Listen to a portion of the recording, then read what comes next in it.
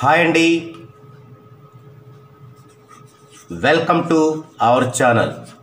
నేను మీ నివాస్ వాల్మీకి. ఈరోజు టాపిక్ ఏంటంటే వైబ్రేషన్ సిద్ధాంతం. వైబ్రేషన్ సిద్ధాంతం.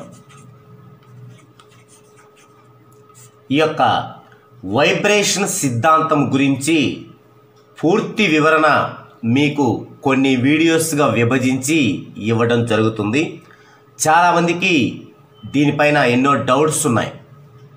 ఏ నుంచి జెడ్ వరకు చాల్దిన్ మెథడ్ అని, తర్వాత పైథాగరస్ మెథడ్ అని నెంబర్స్ ఉంటే, మరలా వైబ్రేషన్ అని కొత్త నెంబర్స్ ఉన్నాయేంటి, దీనికి కారణం ఏంటి, ఇవి రైటా రాంగా, ఇలా ఎన్నో డౌట్స్ ఉన్నాయి.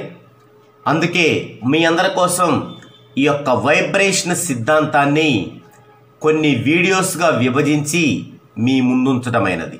మొదటగా వైబ్రేషన్ వాల్యూస్ ఏమిటి? Vibration values. రవికి 1, చంద్రుడికి 7, కుజుడికి 6, బుధుడికి 5, గురువుకి 3,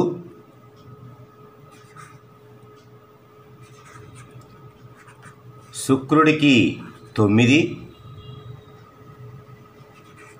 శనికి 8, రాహువుకి 2, కేతువుకి 4. ఇవి వైబ్రేషన్ వాల్యూస్.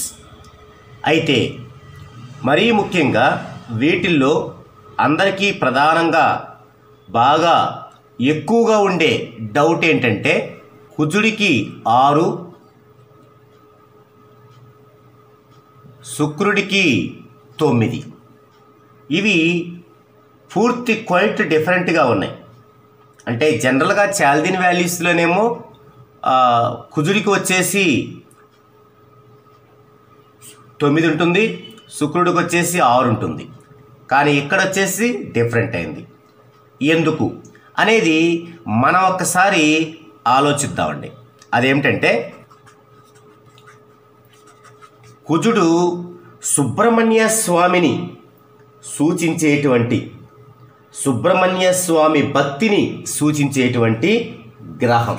ఇక్కడ కుజుడు సుబ్రహ్మణ్య స్వామి ఇద్దరూ కూడా సైన్యాధ్యక్షులే. యుద్ధము అంటే ఏంటి? కొట్లాటకు కారణం. ఇక్కడ కుజుడు కొట్లాటకు కారణమవుతున్నాడు. జ్యోతిష్య శాస్త్ర రీత్యా 6వ భావం వచ్చేసి ప్రత్యక్ష శత్రుత్వం, అంటే ఓపెన్ ఎనిమి, గొడవలని కొట్లాటలని సూచిస్తుంది. మరి 9వ భావం ఏం చేస్తుంది? 9 దైవాన్ని, ఆరాధనని, పూజలను, తపస్సును, ధర్మాన్ని సూచిస్తుంది. అంతేగాక 6వ రాశి అయిన కన్య, మనకి రాశి చక్రంలో 6వ రాశి వచ్చేసి కన్య. ఈ 6వ రాశి అయిన కన్యలో కుజునికి చిత్తా నక్షత్రం ఉంది,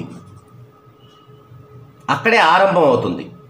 ఇక 9వ రాశి అయిన ధనుస్సులో శుక్రునికి పూర్వాషాఢ ఉంది, పూర్వాషాఢ నక్షత్రం ఉంది. కానీ కుజునికి ఆ రాశిలో నక్షత్రం లేదు. ఇది కారణం. అంతేనా? సుబ్రహ్మణ్యునికి షణ్ముఖుడన్న పేరుంది. అంటే 6 ముఖాలున్న దేవుడు ఆయన వరమిచ్చి నక్షత్ర పదంలో నిలిపి ఉంచాడన్న కృత్తిక నక్షత్రంలో సరిగ్గా 6 చిన్న నక్షత్రాలు కనిపిస్తాయి. మరి ఆ సుబ్రహ్మణ్య స్వామి అధిష్టాన దేవతగా ఉన్న కుజగ్రహానికి 9తో సంబంధం ఏముంది చెప్పండి? అసలు ఈ సుబ్రహ్మణ్య స్వామి అవతారం దేనికోసం ఎత్తింది? తారకాసుర సంహారం కోసం. తారకాసుర సంహారం కోసం. కేవలం పార్వతీ పరమేశ్వరుల సంతానమే అతనిని చంపగలదు. ఇక్కడ పార్వతి అంటే ఎవరు? భూమి. పరమేశ్వరు అంటే రవి, సూర్యుడు. వీరిద్దరి సంతానమే తారకాసురుణ్ణి చంపగలదు. కుజుడు భూమికి పుత్రుడు కాబట్టే భౌముడయ్యాడు. గ్రహాల్లో శివభక్తిని, శివుడిని సూచించేవాడు రవి, సూర్యుడు. శివుని ప్రథమ కలత్రము సతీదేవి గతించగా ద్వితీయ కలత్రము అంటే రెండవ భావము ద్వితీయ వివాహాన్ని చూపిస్తుంది కదా. అందుకని ద్వితీయ కలత్రము అనగా సింహము నుండి రెండవ రాశి కన్య పార్వతిని చూపిస్తుంది. కన్య ఇక్కడ భూతత్వ రాశి. ఆ తత్వానికి చెందిన 3 రాశులలో కేవలం కన్య మాత్రమే మానవ సంజ్ఞ గలది. కన్య భూతత్వ రాశి అంటే భూమి అనబడే కన్య శివుని ద్వితీయ కలత్రం పార్వతి అయినది. దీనివల్ల భూమి అనబడే కన్య యందు అంటే పార్వతి యందు శివుడు అంటే రవి సుబ్రహ్మణ్య స్వామిని అంటే కుజుణ్ణి కని తారకాసురుణ్ణి సంహరించమని కుమారునికి ఆదేశమిచ్చాడు. మరి ఈ తారకాసురుడెవరు? బృహస్పతి భార్య తార. బృహస్పతి అంటే గురువు. ఈయన భార్య తార. చంద్రుని వలచి బృహస్పతి భార్య తార చంద్రుని వలచి బుధుడిని కన్నది. చంద్రుని వలచి బుధుడిని కన్నది.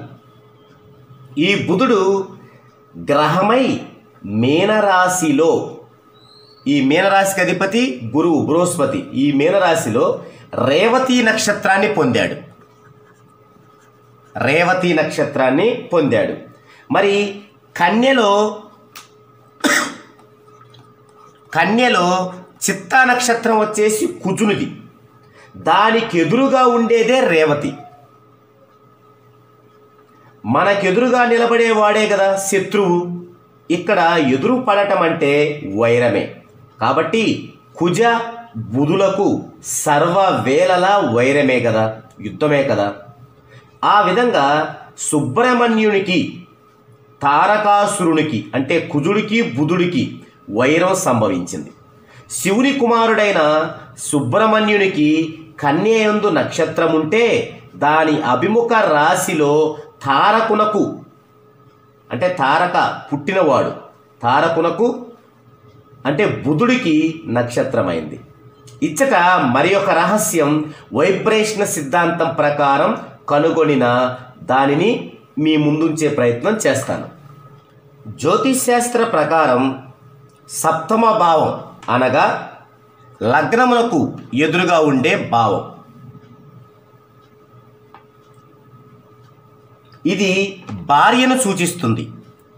జ్యోతిశాస్త్ర ప్రకారం ఈ సప్తమ భావం అనేది భార్యను సూచిస్తుంది. గురుడిది ఈశాన్య దిశ, దీనికి ఎదురుగా దిక్కు నైరుతి. ఇది రాహువుది. అంటే రాహు అంటే రాక్షసు. ఇతని వైబ్రేషన్ సంఖ్య, రాహు యొక్క వైబ్రేషన్ సంఖ్య 2. ఇది ముందు ముందు చూపిస్తాను ఎందుకనేది. బృహస్పతి భార్య తార అంటే ఇక్కడ రాహువు. ఈ రాహువు చంద్రునితో కూడి, చంద్రుని యొక్క వైబ్రేషన్ 7, చంద్రునితో కూడి బుధుని కన్నది. చంద్రునితో కూడి బుధుని కనడం జరిగింది. ఇక్కడ బుధుడి యొక్క వైబ్రేషన్ 5. ఇప్పుడు చూడండి, 5, 2, 7 ఈ 3 కూడా హార్మోనీలో ఉన్నాయి. ఎందుకు? 2, 5 మనం 2, 5 కూడామనుకోండి 7కు సమానం అవుతుంది. సో ఈ 3 కూడా హార్మోనీలో ఉన్నాయి. అంటే సరిపోయింది. అలా ఉండటం అనేది సరిపోయింది. ఈ విషయం ఇక్కడే ఈ సందర్భంలో చెప్పడం ఉచితం కాకపోయినా పురాణ కథకు ఆధారం చెబుతున్న సందర్భము కనుక ఇక్కడ చెప్పాల్సి వచ్చింది. ఇది ముఖ్యంగా ఎందుకు చెప్పాల్సి వస్తుందంటే బుధునికి తారకాసురునకు సంబంధం కల్పించడం ద్వారా బుధునికి రాక్షసత్వం అంటగట్టారు కదా అనవచ్చు. కానీ విష్ణు వర ప్రసాదం వల్ల బుధుడు గ్రహమండలంలో స్థానం సంపాదించాడు. ఎందుకు? ప్రహ్లాదుడు రాక్షస వంశజుడైన విష్ణు భక్తుడే కదా.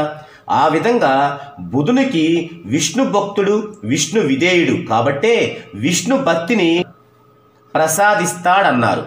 ఇది ఈ పురాణ గాథల వెనుక గల రహస్యం. అందువలన కుజునికి 6 చెందాలనేది ఇక్కడ సిద్ధాంతం. కుజుడికి 6 చెందాలి అనేది ఇక్కడ సిద్ధాంతం. వీరి గుర్తులను పరిశీలిద్దామండి. వీరి గుర్తులు. కుజునికి గుర్తు ఇలా ఉంటుంది. శుక్రునికి గుర్తు ఇలా ఉంటుంది. ఇక్కడ చూడండి, కుజుడికి గుర్తు ఇలా ఉంది కాబట్టే ఇది క్రమక్రమంగా ఇలా 6గా మారింది. శుక్రుడికి గుర్తు ఇలా ఉంది కాబట్టే ఇది క్రమక్రమంగా 9గా మారింది. ఈ విధంగా కూడా మనం చూసుకోవచ్చు. అంతేగాక రాక్షసాచార్యుడు శుక్రుడు మీనరాశి 27వ డిగ్రీలో రేవతి నక్షత్రములో ఉచ్చస్థానం పొందాడు. ఇక్కడ 27 అంటే 2 + 7 9 కదా. తర్వాత కుజునికి వచ్చేసి ధనిష్ట నక్షత్రం. ధనిష్ట అంటే అభిజిత్తో కలిపి లెక్కించితే 24వది అవుతుంది. 24వది. మరి ఇక్కడ 2 + 4 అంటే 6 కదా. ఈ విధంగా చూసినా కూడా మనకి వాటి యొక్క వైబ్రేషన్స్ మనకి స్పష్టతరం అవుతుంది. ఒకవేళ అభిజిత్తో లెక్కించకపోతే కుజుడు 23వ నక్షత్రంలో 28వ డిగ్రీలో అంటే కలుపుకున్నప్పుడు 23, 28 ఎంత అవుతుంది? 51 అవుతుంది. సో ఇది 6 అవుతుంది. ఇలా చూసినా కూడా 6 సుస్పష్టం అవుతుంది. సో ఇన్ని కారణాల వల్ల కుజుడికి 6, శుక్రుడికి 9 ఇచ్చి తీరాలన్న దృఢమైనటువంటి నిర్ణయం జరిగింది. ఇక ఈ విషయాన్ని ఇక్కడ ఆపేసి నెక్స్ట్ వీడియోలో అసలు వైబ్రేషన్ ఎలా ఉంటుంది, వైబ్రేషన్ ఎలా పుట్టింది అనే అంశాన్ని సవివరంగా చూద్దామండి.